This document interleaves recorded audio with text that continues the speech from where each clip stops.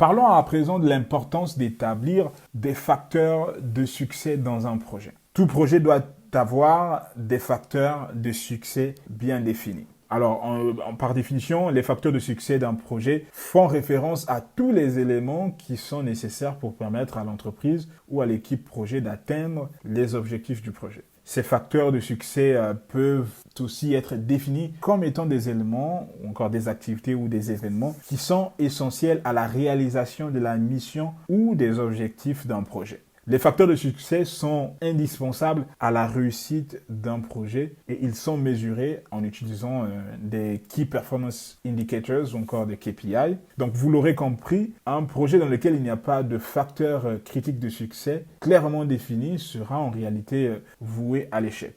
Les facteurs de succès d'un projet permettent aussi d'anticiper des problèmes tels que le manque de stabilité du périmètre, l'insuffisance du budget, le manque de soutien de la part de la direction, par exemple. Comme vous l'aurez compris, un projet dans lequel il n'y a pas de facteur de succès clairement défini sera en réalité voué à l'échec, parce qu'en réalité, les facteurs de succès d'un projet permettent d'anticiper les problèmes tels que le manque de stabilité du périmètre, l'insuffisance du budget, le manque de soutien de la part de la direction. Et ces facteurs de succès permettent aussi de mettre en évidence les besoins du projet, ce qui permet au chef de projet de rester orienté dans la bonne direction tout au long du projet. Alors, étant donné que chaque projet est différent, pour identifier les facteurs de succès en fonction de votre projet, si vous êtes le chef de projet, vous allez devoir assurer un consensus sur les objectifs du projet entre les parties prenantes, les clients et l'équipe de projet. Vous allez aussi devoir identifier les objectifs prioritaires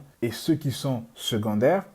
Donc pour identifier toujours ces facteurs de succès dans votre projet, vous allez devoir prioriser, voire même élaguer les différents objectifs du projet pour voir ceux qui sont prioritaires, ceux qui sont secondaires, comme je l'ai dit tout à l'heure. Vous allez devoir décider ensemble avec les différentes parties prenantes des indicateurs de réussite et les communiquer à tous les membres, voilà, à tous les participants du projet, à toutes les parties prenantes. Et enfin, pour identifier les facteurs critiques de succès dans un projet, vous allez devoir aussi, une fois que vous avez fait tout ce travail avec les différentes parties prenantes, identifier les priorités, les objectifs prioritaires du projet. Vous allez devoir les enregistrer, les documenter chaque facteur de succès pour référence afin que tous les participants puissent avoir accès à cela et être orientés dans leur travail tout en restant dans la bonne direction afin que les objectifs prioritaires du projet soient atteints. Alors, pour mettre en œuvre les facteurs critiques de succès, il faut, en tant que chef de projet, veiller à ce que le brief du projet répertorie les exigences globales du projet. Il faut aussi s'assurer que le Work Breakdown Structure du produit répertorie tous les composants physiques nécessaires. Et il faut aussi penser à toutes les dépendances et comment relier tous les facteurs de succès ensemble. Cela permettra justement d'identifier l'ordre dans lequel les facteurs de succès doivent être remplis.